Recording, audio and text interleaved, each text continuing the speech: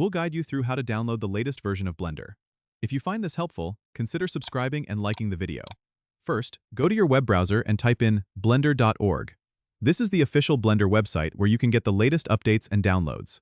Once you're on the home page, look for the big Download button, usually located right on the front page. Click on that button. You'll be taken to the Download page, where Blender automatically detects your operating system, whether it's Windows, Mac OS, or Linux. If you want to download a different version than what's suggested, you can click on the Other Versions link right below the main download button. Now, choose the version that suits your needs. If you're on Windows, you might see options for an installer or a portable version. The installer is straightforward and recommended for most users, so go ahead and click on that if you're unsure. Once the file is downloaded, open it to start the installation process. Follow the on-screen instructions. It's usually a matter of clicking Next a few times, accepting the terms and conditions, and choosing where you want Blender to be installed on your computer. Once it's installed, you can find Blender in your list of applications. Double-click it to open and start creating.